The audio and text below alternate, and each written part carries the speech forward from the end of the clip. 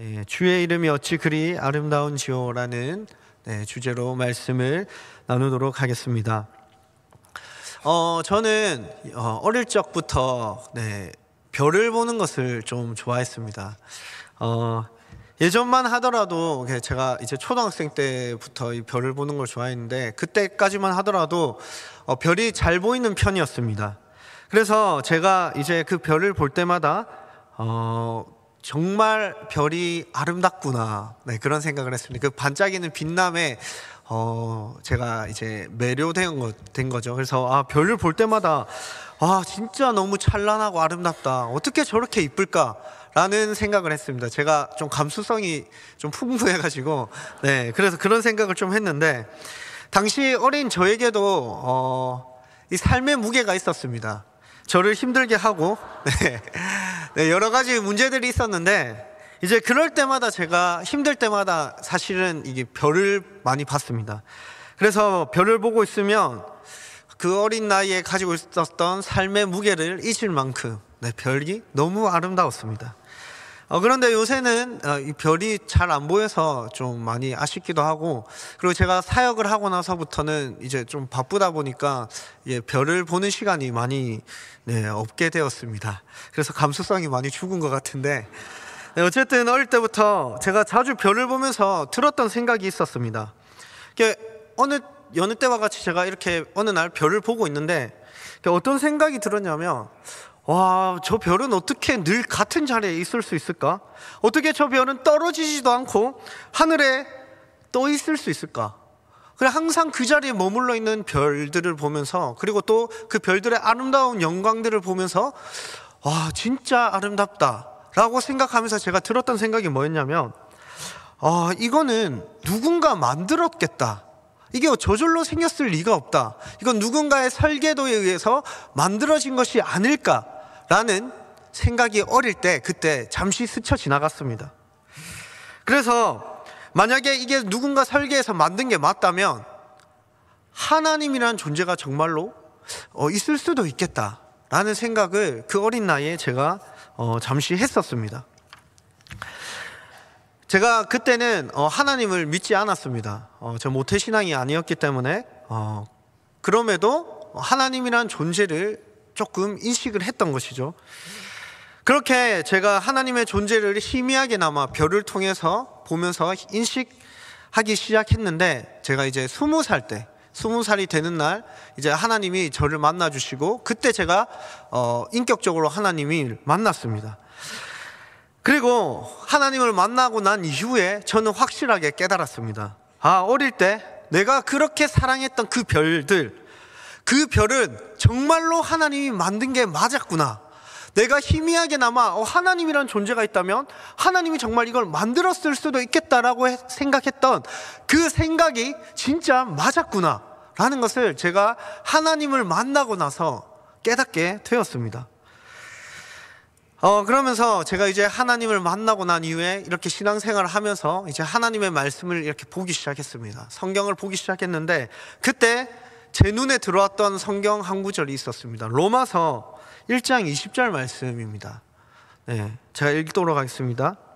창세로부터 그의 보이지 아니하는 것들, 곧 그의 영원하신 능력과 신성이 그가 만드신 만물에 분명히 보여 알려졌나니 그러므로 그들이 핑계하지 못할지니라. 저는 이 말씀을 보면서 진짜 소름이 확 돋았습니다. 왜냐하면 여기서 보시면 하나님의 영원하신 능력과 신성이 그가 만드신 만물에 분명히 새겨져서 사람들이 핑계하지 못한다라는 이 말씀을 보면서 제가 왜 소름이 돋았냐면, 이 영원한 능력과 신성이 무엇을 가리키냐면 이 하나님의 창조의 능력, 그리고 다스린 그 능력, 그게 만물에 새겨졌다는 겁니다. 그래서 이 만물에 새겨졌기 때문에 사람들은 그 만물의 아름다움과 영광을 보면서 하나님을 인식할 수 있게 하나님이 만물에 자신의 영광을 새겨 넣었다는 겁니다. 그래서 저는 이 말씀을 보면서 어릴 때 제 생각이 났습니다. 내가 어릴 때 별들을 보면서 너무 아름답다, 이 아름다움은 누군가가 설계해서 만든 것 같다, 만약에 이게 설계해서 만든 게 맞다면 하나님이란 존재가 있을 수도 있겠다라고 생각했던 그 생각이 이 로마서 1장 20절 보면서 깨달아진 겁니다. 내가 그때 하나님을 인식할 수 있었던 것은 만물에 하나님이 자신의 영원하신 신성과 능력을, 그 영광을 새겨 넣었기 때문에 믿지 않았던 저도 하나님이란 존재를 희미하게나마 인식할 수 있었던 겁니다. 그래서 제가 이 말씀을 보면서 소름이 돋았던 거죠. 이 실제로 경험한 걸 말씀으로 보니까, 말씀으로 확인하니까 이게 너무 재밌으면서도 소름이 돋았던 그 기억이 납니다. 물론 저는 그 어릴 때는 하나님을 제대로 인식하지는 못했죠. 왜냐하면 죄로 인해 가려졌기 때문에 저의 어두운 두 눈은 하나님을 제대로 보지 못했습니다. 일그러지게 인식하는 정도였죠. 그러나 제가 하나님을 만나고 성경을 듣고 읽으면서 이제 하나님의 존재를 올바르게 인식하게 된 겁니다. 그렇게 그리스도 안에서 하나님의 자녀로 거듭나 하나님을 인식하기 시작한 이후에, 그 이후에 다시 말해서 하나님을 믿고 난 이후에 별을 다시 보니까 어릴 때 별을 보던 것과 하나님을 믿고 난 이후에 별을 보는 것과는 또 다른 느낌이었습니다. 어릴 때는 그냥 아이고 예쁘구나 요 정도였는데, 하나님을 믿고 난 이후에 별을 보니까 별들이 더 아름답게 보이고 더 찬란하게 빛나는 것처럼 보이고, 그리고 드는 생각은 근데 이거를 하나님이 만드셨다, 이걸 이제 확실하게 아니까 어떤 생각이 드냐면, 이렇게 아름답고 위대하고 영광스러운 이 별을 만드신 분이 하나님이라면 하나님은 얼마나 더 아름다우실까? 이렇게 아름다운 별을 만드신 그분은 얼마나 더 위대하고 찬란하고 영광스럽고 아름다운 분이실까라고 생각을 했습니다. 다시 말해서 이 만물의 아름다움의 근원은 바로 하나님이라는 사실입니다. 저는 그 별의 아름다움을 보면서 희미하게나마 하나님의 아름다움을 조금 맛본 것 뿐인 것이죠. 예전에 제가 청년 생활을 할 때 담당이 하셨던 목사님이 계십니다. 그 목사님이 설교 중에 이런 말씀을 하셨습니다. 제가 지금 정확하게는 기억이 안 나는데, 목사님이 이제 꽃을 보면서 너무 아름답다고 생각을 했다고 합니다. 그런데 그 목사님 그 꽃을 보면서 이제 이렇게 꽃을 보면서 묵상을 하고 있는데, 그 아름다움을 묵상을 하고 있는데 이제 하나님이 어떤 마음을 주셨냐면, 이 대사는 정확합니다. 이게 제가 왜냐면 그 대사가 너무 저한테 확 꽂혔기 때문에 정확하게 기억하는데, 하나님이 그런 마음을 주셨다고 합니다. 그 꽃의 아름다움을 보고 있는데 하나님이 그 참 아름답지, 그런데 그 아름다움은 모조품에 불과하다. 그러니까 하나님의 아름다움에 비하면 그 아름다움은, 꽃의 아름다움은 그냥 모조품에 불과하다는 겁니다.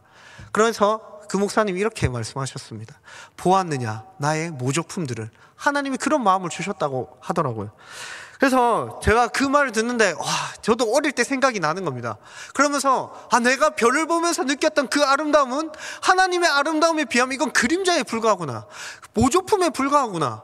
내가 그렇게 좋아하는 별, 꽃, 바다, 여러분 그 자연 경관을 보시는 걸 또 좋아하시지 않습니까? 또 좀 있으면 벚꽃도 피는데 그런 걸 보면서 우리는 아름답다고 생각을 합니다. 그런데 그 아름다움은 하나님의 아름다움에 비하면 그림자이자 모조품에 불과한 겁니다. 마치 꽃의 이 조화가 생화의 아름다움을 다 담지 못하는 것처럼 이 땅에 있는 이 아름다움들은 하나님의 영광과 아름다움을 진짜 어떻게 표현할지도 모르겠습니다. 진짜 다 담지 못했습니다. 그러니까 하나님의 아름다움은 더 영광스럽고 아름답고 위대하다는 것이죠. 그래서 저는 그 하나님의 아름다움을 더 사모하게 됐습니다. 그때는 감수성이 풍부해서 더 그렇게 생각을 많이 했는데, 요즘에 좀 감수성이 메말라가지고 좀 그런 생각이 좀 잘 안 드는데, 어쨌든 그런 생각을 했고요. 오늘 이제 말씀을 보시면요, 다윗이 이 시편을 지었습니다. 다윗이 저와 같은 비슷한 경험을 했습니다. 이 다윗은 삶의 고난과 역경을 겪으면서 많이 지쳐 있었습니다. 수많은 대적들에게 쫓기면서 힘든 삶을 살았죠. 그러니까 자신의 삶을 바라보니 너무나 비참했습니다. 자신의 삶의 문제들, 정황들, 상황들, 환경들, 이런 것들을 보니까 한숨밖에 안 나오죠. 그러다가 어느 날 자신의 삶이 힘들어서 비참하다고 생각하고 있는 그 시점에 어느 날 밤하늘을 보게 됩니다. 그리고 다윗이 밤하늘을 봤을 때 거기에는 하나님이 만드신 달과 별들이 걸려 있었습니다. 오늘 본문 8장 3절입니다. 주의 손가락으로 만드신 주의 하늘과 주께서 베풀어 두신 달과 별들을 내가 보니. 이 고단한 삶의 문제 앞에 놓여 있을 때 다윗은 눈을 들어 하늘을 바라봤습니다. 바로 그때 다윗은 하나님의 영광을 찬양할 수밖에 없었습니다. 눈을 들어보니까 주의 손가락으로 만드신 하늘과 그분이 창조하신 달과 별들이 너무너무 아름답게 빛나고 있었기 때문입니다. 하늘에 걸려있는 달과 별을 보니 이 모든 것을 창조하신 하나님이 너무나 크시고 아름답고 위대하고 영광스러운 분이라는 것을 다윗이 보게 된 것입니다. 그래서 다윗은 다음과 같은 고백을 합니다. 오늘 본문 1절 말씀입니다. 여호와 우리 주여, 주의 이름이 온 땅에 어찌 그리 아름다운지요, 주의 영광이 하늘을 덮었나이다. 여기서 여호와 우리 주여라고 고백하는 것은 하나님이 이 세상을 창조하시고 그리고 다스리시는 만물의 주인이자 왕이라는 고백입니다. 이처럼 세상을 창조하시고 다스리시며 진정한 왕이 되시는 하나님의 영광이 온 땅과 하늘에 펼쳐져 있다라고 다윗이 고백을 하고 있는 겁니다.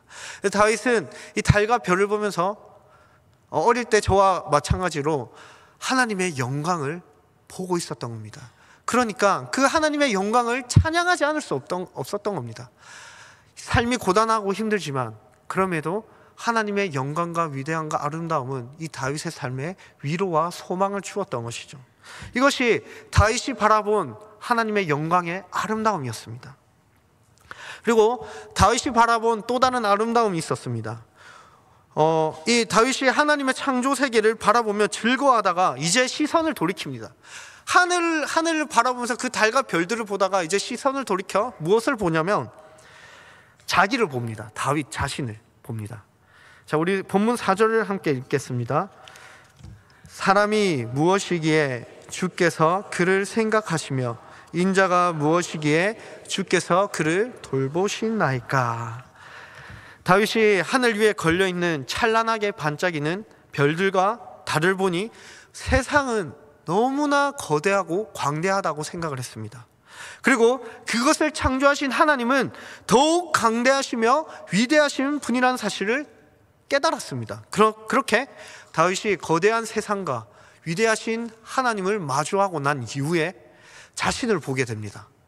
그런데 이 거대하고 위대한 우주 만물 그리고 그것을 창조하신 크신 하나님을 보고 난 이후에 자기를 보니까 자기가 어떻게 보이냐면 점 하나에 불과하게 보이는 겁니다. 자기는 너무 작은 존재처럼 보였던 겁니다. 너무 작고 연약한 존재. 이 거대한 우주 만물에 비하면 자기는 점 하나에 불과한 존재구나. 하나님의 그 위대하심을 보고 나니까 자기는 너무 초라한 겁니다.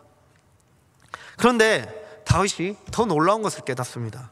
이렇게 작고 보잘것없는 점 하나에 불과한 연약한 자신을 하나님이 바라봐 주시고 생각해 주시며 인도하여 주시고 지켜주신다는 사실을 깨닫습니다.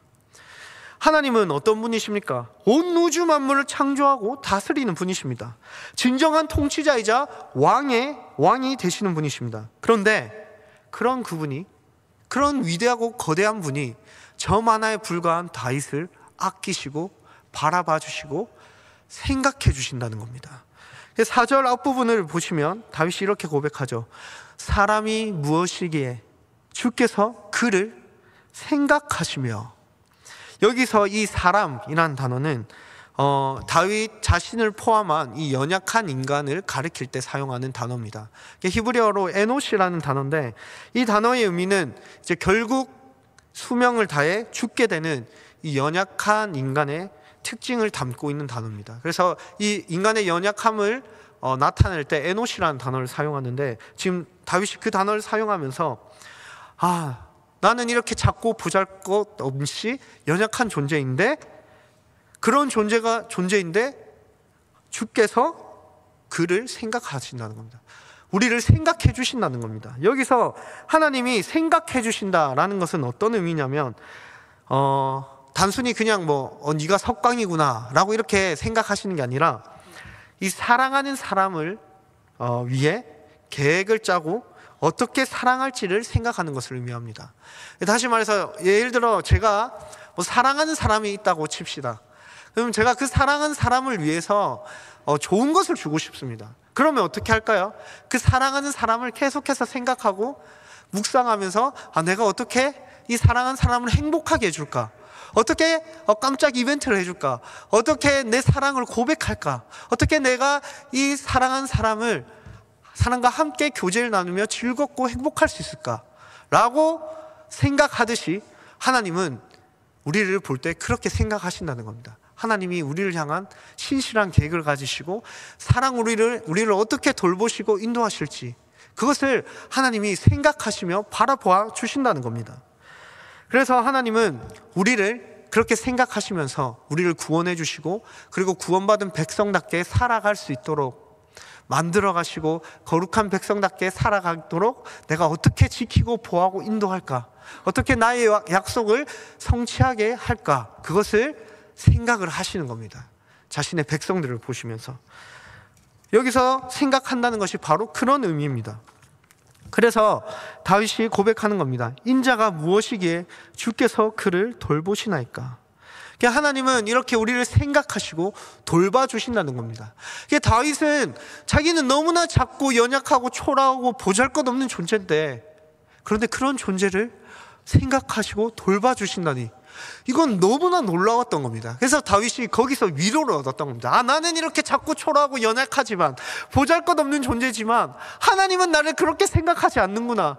하나님은 저 거대한 우주보다 나를 더 크게 생각해 주시는구나.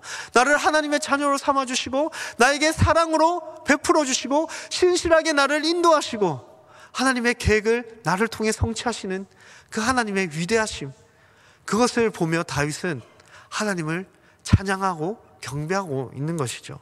이것이 다윗이 바라본 아름다움이었습니다. 그리고 다윗은 또 다른 아름다움을 봅니다.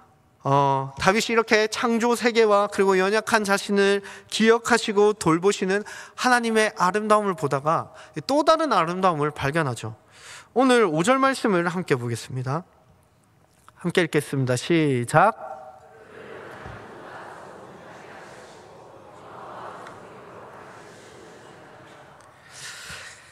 다윗은 이렇게 하나님의 영광을 봅니다. 저 아름다운 자연 만물을 보면서 하나님을 찬양하고 그리고 보잘것없는 자신을 돌봐주시고 생각해 주시고 이끌어 주시는 그 하나님을 보면서 하나님 정말 아름답다라고 생각을 하는데 또 하나의 아름다움이 보입니다. 그게 무엇이냐면 하나님이 우리를 다윗 자신을 하나님보다 조금 못하게 하시고 영화와 존귀로 간을 씌우셨다라고 이야기를 하고 있죠. 다윗이 무엇을 바라봤냐면 하나님이 나를 하나님의 형상으로 창조했구나라는 것을 이 만물들을 보면서 깨달으면서 나를 하나님의 형상으로 창조해 주신 그 하나님이 정말 아름답다라고 생각하고 있는 겁니다. 여기서 영화와 존귀로 간을 씌웠다는 의미가 무엇이냐면 하나님이 우리를 하나님 자신의 형상으로 창조하셨다는 의미입니다. 그래서 다윗은 자신을 하나님의 형상으로 창조해 주신 그 하나님의 영광과 아름다움을 보면서 감사하면서 그렇게 하나님을 찬양하고 있는 것이죠.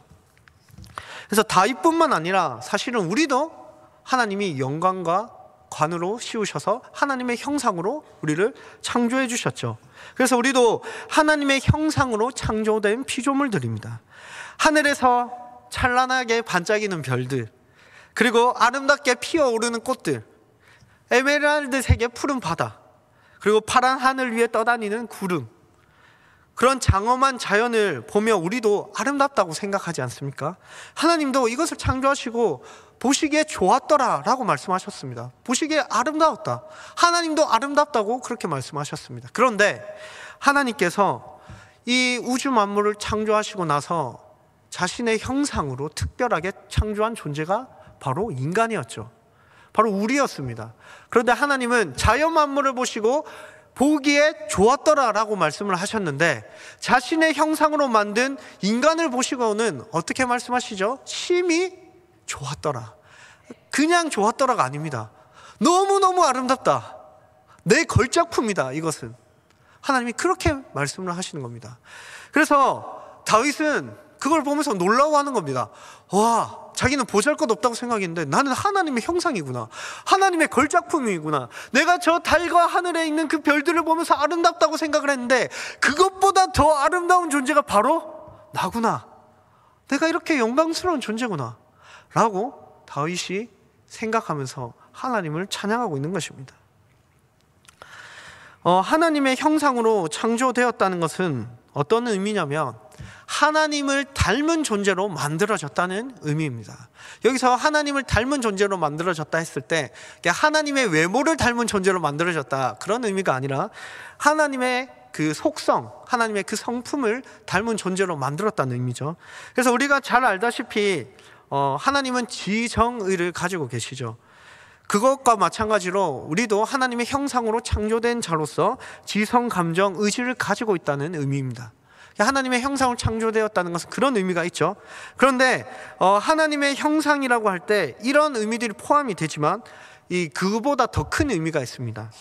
하나님을 닮았다, 하나님의 형상이다 라고 할 때 근본적인 의미는 무엇이냐면 하나님이 창조하신 창조물들을 이렇게 통치하고 다스리는 것처럼 하나님이 통치하고 다스리는 분이시죠. 그런데 하나님의 형상으로 만들어진 우리도 하나님과 같이 통치하고 다스리는 존재로 만들어졌다. 이것을 하나님의 형상으로 만들었다라는 의미입니다. 그래서 이것이 하나님의 형상이라고 할 때 핵심되는 개념이라고 할 수 있습니다. 따라서 우리는 하나님의 대리 통치자로서 다스리는 하나님의 형상들로 창조되었다는 사실입니다. 우리 6절에서 8절을 함께 보겠습니다. 제가 읽도록 하겠습니다. 주의 손으로 만드신 것을 다스리게 하시고 만물을 그의 발 아래 두셨으니 곧 모든 소와 양과 들짐승이며 공중의 새와 바다의 물고기와 바닷길에 다니는 것이니이다. 하나님은 세상을 만드시고 인간들에게 이 모든 것을 바르게 통치하고 다스릴 수 있도록 대리 통치자의 권한을 주십니다. 그래서 인간은 통치하고 다스리는 존재죠. 그래서 아담이 동물들의 이름을 지을 때 그것이 그들의 이름이 되는 것을 볼 수 있습니다. 이것이 아담이 만물을 통치하고 있는 것을 보여주는 증거죠. 그래서 인간은 다른 피조물들과는 다르게 더욱 존귀하고 위대한 존재입니다. 왜냐하면 하나님의 형상으로 만들어져서 통치하고 다스리는 존재이기 때문입니다. 그래서 인간은 하나님을 닮았기 때문에 무언가를 창조해냅니다. 만들어내죠. 그리고 그것을 가꾸고 다스립니다. 그래서 인간은 세상을 바르게 통치하고 다스릴 사명이 있는 겁니다. 그것이 창세기 1장 28절에 나와 있습니다. 우리 같이 함께 보겠습니다. 함께 읽겠습니다. 시작.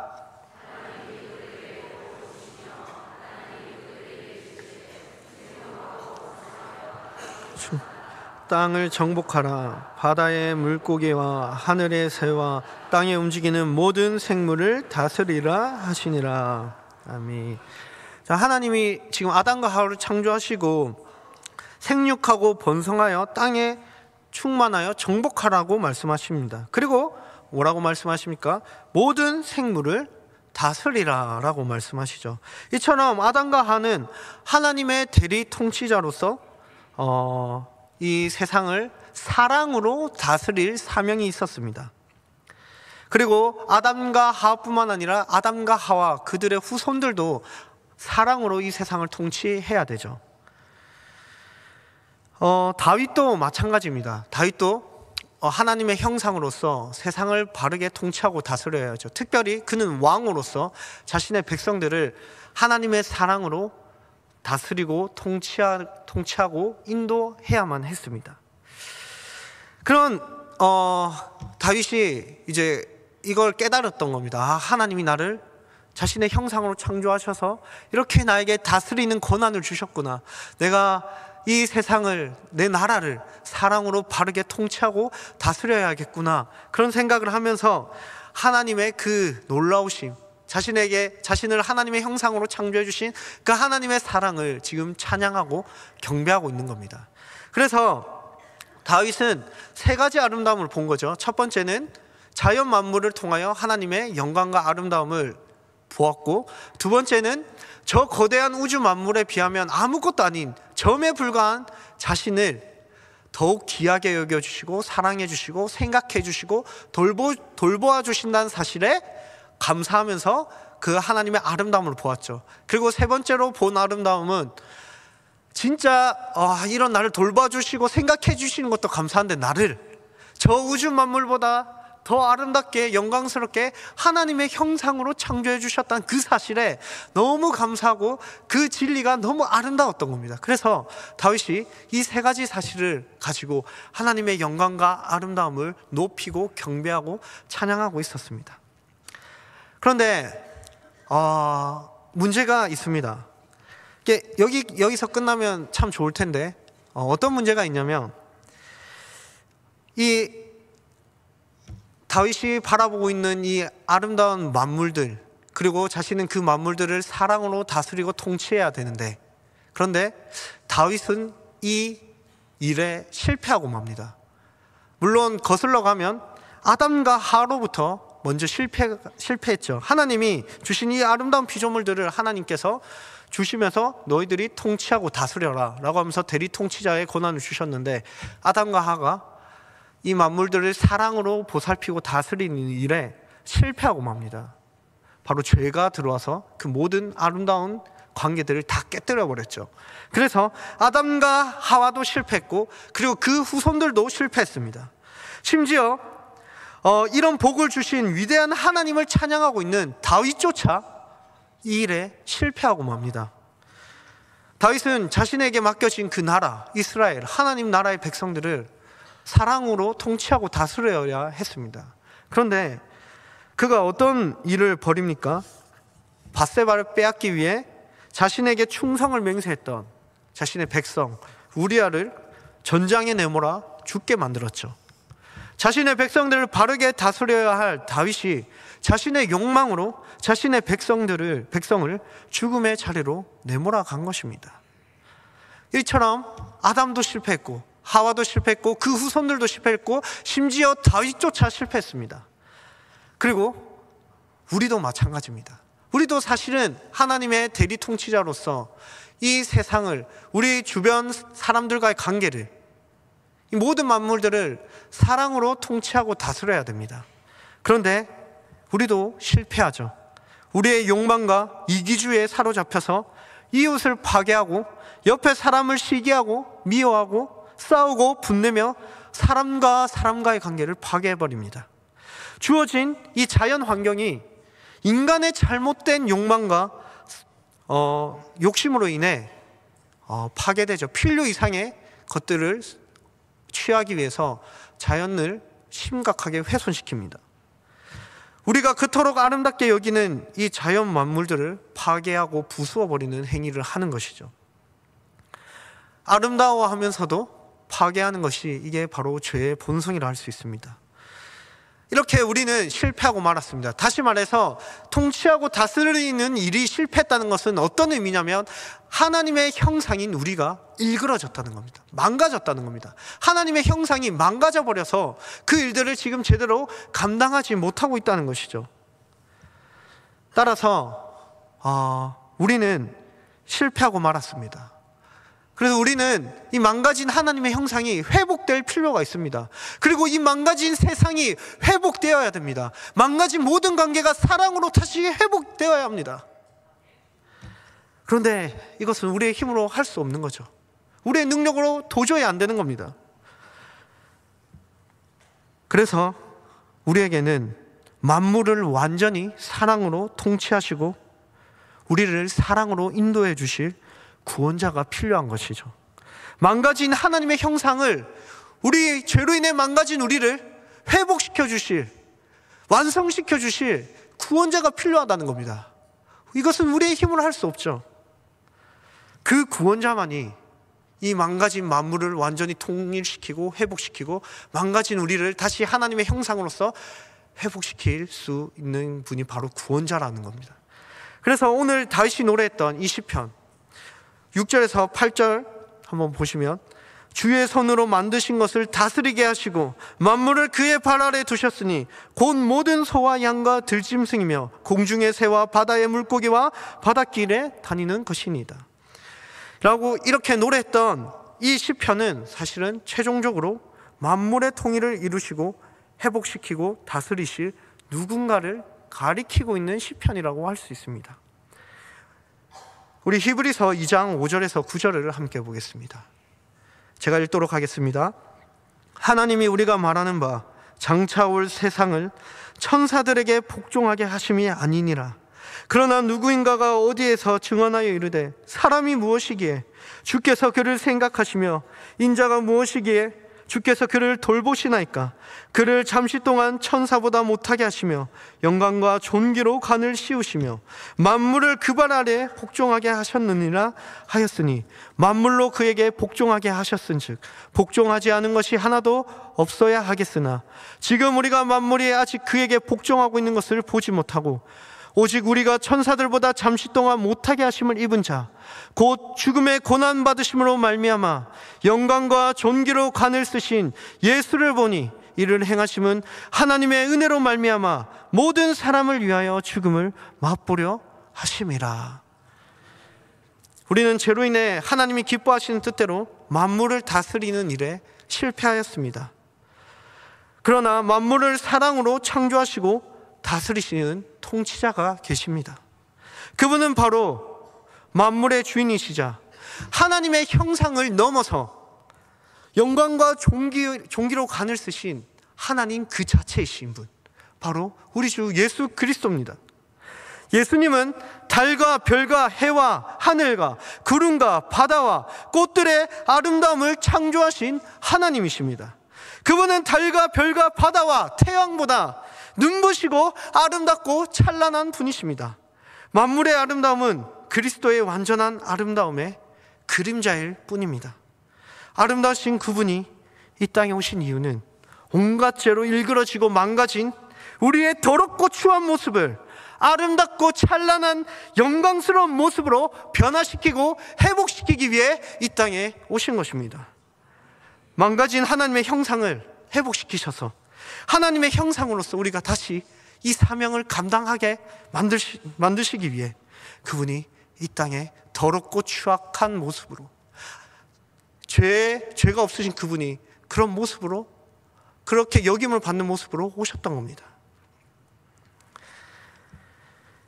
그래서 그분이 십자가에서 죽으시고 부활하심으로 말미암아 이제는 우리를 회복시키셔서 하나님의 일그러진 형상을 다시 회복시키셔서 하나님의 형상으로 완전히 회복시키셔서 이제는 우리가 그 사랑 안에서 형제 자매를 사랑하고 이웃을 사랑하고 교회를 사랑하고 세상을 사랑하고 열방을 사랑하며 그렇게 이 세상을 사랑으로 통치하는 그 화목케 하는 직분을 우리가 다시 회복되게 된 것입니다. 그것을 회복시키기 위해 예수 그리스도께서 이 땅에 오셨습니다. 만물을 회복시키고 사랑으로 다스리는 그분 안에 있을 때 우리 또한 다스리는 사명을 비로소 감당할 수 있게 됩니다. 그리스도 안에 있는 자들만이 망가진 하나님의 형상이 다시 회복될 수 있으며 회복된 형상으로서 거룩하게 살아갈 수 있게 되는 것입니다. 그리고 마지막 날 주님께서 이 땅에 다시 오신 그날 우리 주님은 고통과 슬픔과 시기와 질투와 분노와 아픔이 없는 나라, 완전한 하나님의 나라를 완성시키시고 만물의 통일을 이루셔서 그 그리스도께서 사랑으로 이 만물을 통치하게 될 것입니다. 우리가 그 만물의 통치 아래에서 우리도 사랑을 누리며 또 서로가 사랑으로 서로를 다스리며 그렇게 완전한 하나님의 나라에서 완전한 사랑을 누리는 날이 반드시 오게 될 것입니다. 우리 그리스도께서 그 일을 이루시기 위해 그리고 그 일을 이루셨고 그 일을 이루시기 위해 이 땅에 오셔서 십자가에 달려 죽으시고 부활하시고 하나님 보좌 우편에 승천하여 올라가신 것입니다. 사랑하는 우리 모든 성도님 여러분, 다윗의 이 시편을 예수 그리스도께서 완성시키셨습니다. 그래서 우리는 그리스도 안에서 저 달과 별과 해와 저 찬란한 바다의 빛보다 우리는 더 아름답고 영광스러운 존재로 하나님이 빚어가실 것입니다. 우리의 망가진 하나님의 형상을 회복시키셔서 우리의 사명을 비로소 감당하게 만드시며 거룩한 하나님의 백성답게 순종하는 자들로 하나님이 반드시 만들어 가실 것입니다. 우리가 그렇게 하나님을 찬양하면서 경배하며 나아가는 인생을 살기를 원합니다. 우리 이 시간 마지막으로 설교를 끝맺음을 우리 본문 9절 우리에게 이 일을 이루신 하나님을 찬양한다는 마음으로 9절을 읽고 마치도록 하겠습니다. 여호와 우리 주여, 주의 이름이 온 땅에 어찌 그리 아름다운지요. 아멘. 기도하겠습니다.